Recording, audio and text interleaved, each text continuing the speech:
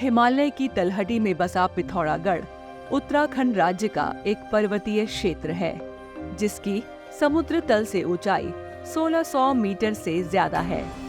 उत्तराखंड के उत्तर पूर्वी कोने में स्थित पिथौरागढ़ एक ऐसा जिला है जो अपनी अद्वितीय भौगोलिक स्थिति और प्राकृतिक सौंदर्य के लिए प्रसिद्ध है। मौजूदा समय में पिथौरागढ़ जिले की संपूर्ण उत्तरी और पूर्वी सीमाएं अंतर्राष्ट्रीय हैं, जहां पूर्व में नेपाल तो उत्तर में चीन है। पिथौरागढ़ को कुमाऊं का कश्मीर भी कहा जाता है और इसका आकर्षण न केवल अपनी भव्य पर्वत श्रृंखलाओं के लिए है, बल्कि इसकी समृद्ध सांस्कृतिक धरोहर और ऐतिहासिक महत्व के कारण भी है। तिब्बत से सटा जिला होने के कारण सामरिक दृष्टिकोण से भी ये क्षेत्र काफी महत्वपूर्ण है।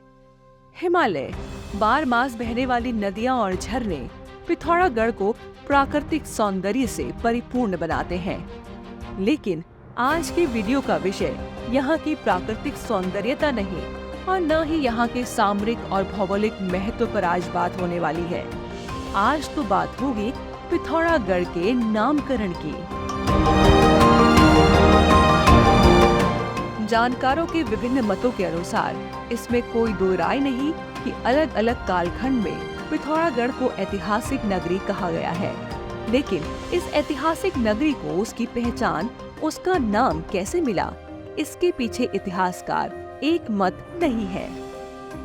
पिथौरागढ़ का प्राचीन नाम सोर घाटी था। सोर यानी कि सरोवर। जानकारों का मानना है कि प्राचीन समय में यहाँ पर 7 सरोवर थे, इसलिए इसे सोर घाटी नाम मिला। सरोवर में पानी सूखने से इस स्थान में पठारी भूमि का जन्म हुआ। पिथौरागढ़ नगर की संरचना भी ऐसी ही है जैसे यहाँ पहले कोई बड़ी झील रही हो। कटोरे की समान आकृति और चारों तरफ से ऊंची पहाड़ियों से घिरा होने के कारण इसकी खूबसूरती और निखरती है। कुछ वर्षों पहले नगर के निकट स्थित एक गांव में मछलियों और घोंघों के मिले जीवाश्म से इस बात की पुष्टि हुई थी कि पिथौरागढ़ का क्षेत्र हिमालय के निर्माण से पहले एक विशाल झील रहा होगा। लेकिन मौजूदा युग और आधुनिक इतिहास में इस क्षेत्र के नामकरण को लेकर अलग अलग इतिहासकारों के अलग अलग मत हैं। पहला मत प्रसिद्ध इतिहासकार एटकिंसन की पुस्तक हिमालयन गैजेटियर के अनुसार चंद वंश के सामंत पीरू गोसाई या पृथ्वी गोसाई ने पिथौरागढ़ की स्थापना की। चंद वंश के राजा भारती चंद के शासनकाल में उनके पुत्र रत्नचंद ने नेपाल के राजा दोती को परास्त कर सौर घाटी पर कब्जा कर लिया और साल 1449 में इसे कुमाऊं या पूर्वांचल में मिला लिया। उसी शासनकाल में पीरू ने पिथौरागढ़ नाम से यहाँ पर एक किला बनाया। किले के नाम पर ही बाद में इस नगर का नाम पिथौरागढ़ हुआ। दूसरा मत है प्रसिद्ध इतिहासकार डॉक्टर मदन चंद भट्ट का, जो वर्तमान में सर्वमान्य है। इसके अनुसार पिथौरागढ़ के नामकरण का संबंध कत्यूरी शासनकाल से है। कत्यूरी शासक प्रीतम देव ने मौजूदा समय के पिथौरागढ़ में एक किले की स्थापना की। प्रीतम देव को पिथौराशाही कहा जाता था, इसलिए इस किले का नाम पिथौरागढ़ पड़ा। आगे चलकर इसी किले से उपजा पिथौरागढ़ क्षेत्र का नाम।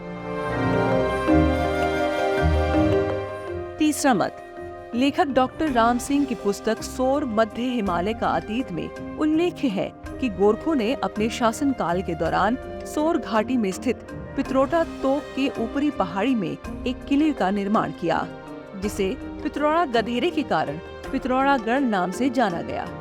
यही गढ़ अंग्रेजों के काल में उच्चारण अशुद्धियों के चलते पिथौरागढ़ कहा गया और तभी से ये नाम चलन में है। मौजूदा समय में लंदन फोर्ट के नाम से प्रसिद्ध इस किले के बाहर के शिलापट पर भी किले का निर्माण का श्रेय गोरखा शासकों को ही दिया गया है।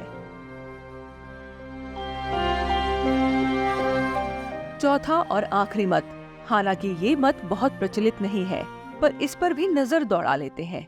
पिथौरागढ़ के इर्द गिर्द 4 किले हैं जिनका नाम भाटकोट, डंगूरकोट, उदयकोट और ऊंचाकोट है।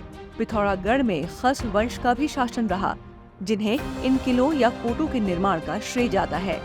खश वंश के बाद यहाँ कचूड़ी वंश का शासन हुआ। इसी अवधि में राजा पिथौरा द्वारा पिथौरागढ़ स्थापित किया गया तथा इसी के नाम पर पिथौरागढ़ का नामकरण हुआ। इस वंश के 3 राजाओं ने पिथौरागढ़ से ही शासन किया। कुल मिलाकर पिथौरागढ़ प्राचीन समय से विभिन्न साम्राज्यों और राजवंशों का हिस्सा रहा है। यहाँ के किलों और पुरानी स्थापत्य कला के अवशेष इस जगह की रिच हिस्ट्री को दर्शाते हैं और यहाँ की प्राचीन धरोहर आज भी इतिहास प्रेमियों और शोधकर्ताओं को आकर्षित करती है।